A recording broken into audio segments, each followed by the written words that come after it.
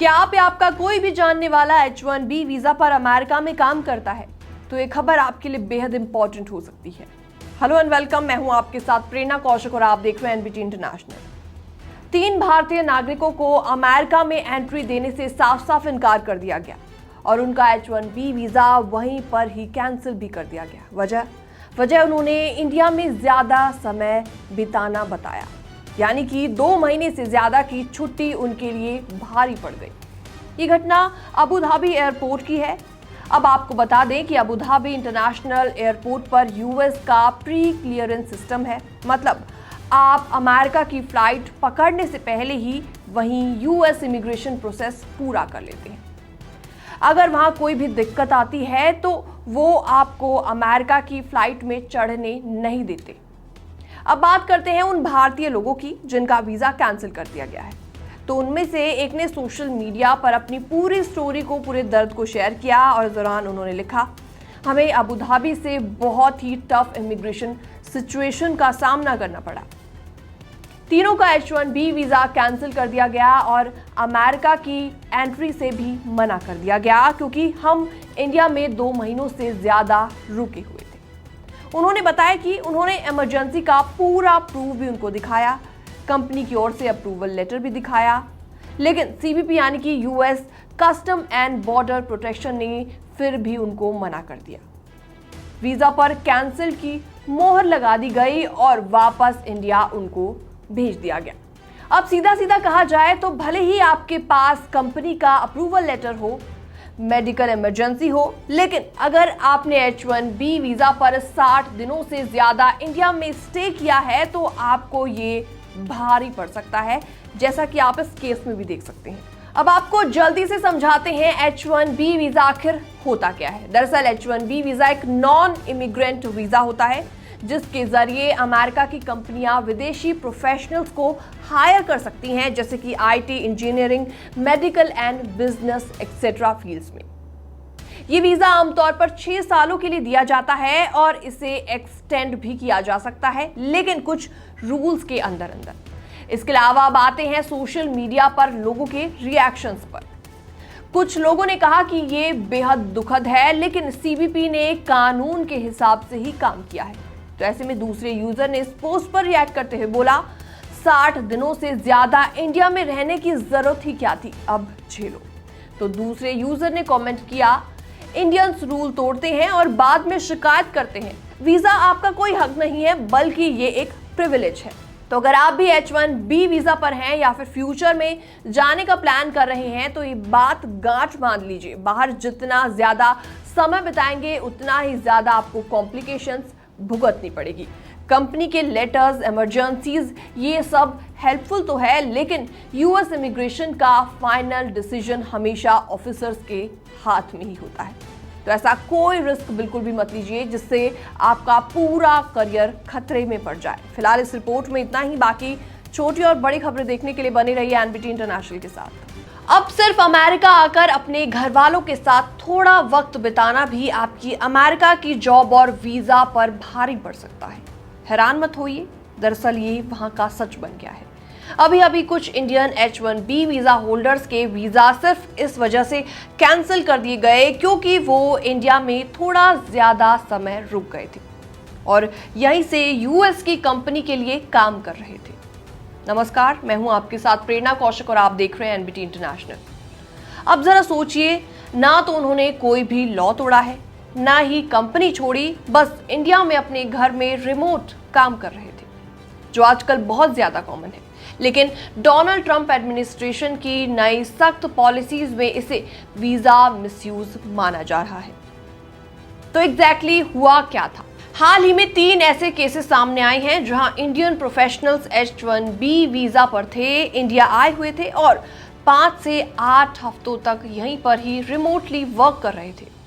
अब वो वापस अमेरिका जाना चाहते थे तो पता चला कि उनका वीजा तो रिवोक हो चुका है।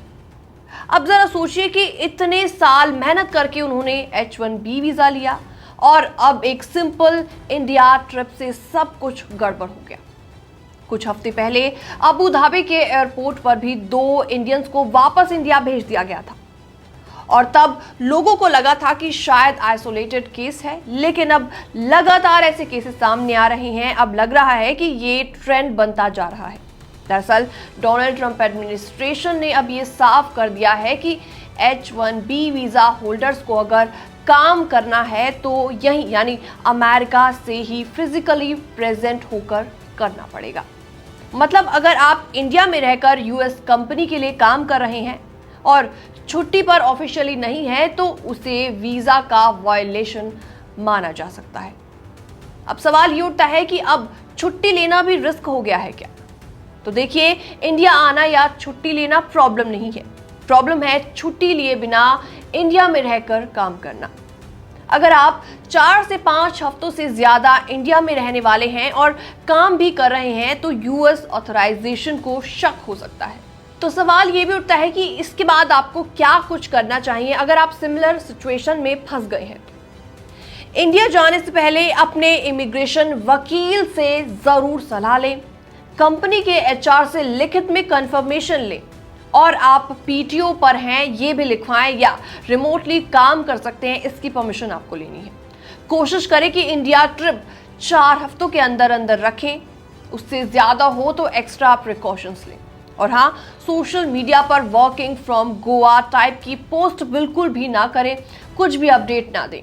यूएससीआईएस सब कुछ निगरानी में रख रहे हैं।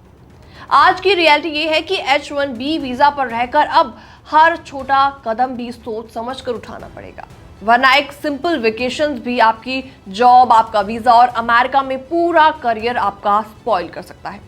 तो सतर्क रहिए, अपडेटेड रहिए और किसी भी ट्रैवल या लॉन्ग स्टे से पहले लीगल ओपिनियन जरूर लें। फिलहाल इस रिपोर्ट में इतना ही। बाकी तमाम अपडेट्स के लिए बने रहिए एनबीटी इंटरनेशनल के साथ। भारत से अमेरिका जाकर मेहनत करना इतना आसान नहीं होता, लेकिन जब कोई एजेंट कहे कि 40 लाख दो और 1 साल में आपको ग्रीन कार्ड मिल जाएगा, तो कोई भी सोचेगा कि शायद रास्ता छोटा हो सकता है, लेकिन यही सोच कई भारतीयों को भारी पड़ रही है। हाल ही में रेडिट पर एक इंडियन कपल ने अपना ग्रीन कार्ड स्कैम का दर्दनाक एक्सपीरियंस शेयर किया, जिसने काफी लोगों को हैरानी में डाल दिया, काफी चौंका दिया। नमस्कार, मैं हूं आपके साथ प्रेरणा कौशिक और आप देख रहे हैं एनबीटी इंटरनेशनल। तो ये कहानी उन सैकड़ों फैमिलीज के लिए चेतावनी है जो कि शॉर्टकट के चक्कर में फंस जाते हैं।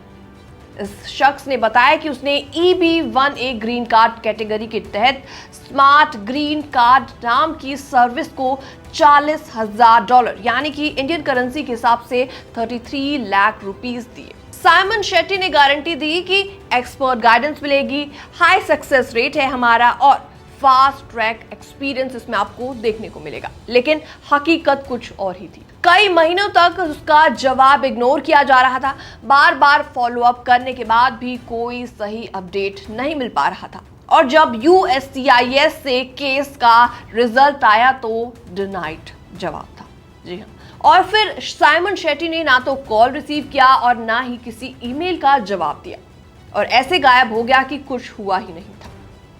अब इस कपल को डिपोटेशन का खतरा मंडरा रहा है और उनके पैसे और उम्मीदें दोनों डूब चुकी हैं। लेकिन सबसे हैरान करने वाली बात यह है कि ऐसे ठगी के शिकार सिर्फ वही नहीं है, बल्कि ऐसे कई यूजर्स हैं जिनके साथ सिमिलर एक्सपीरियंस हुआ।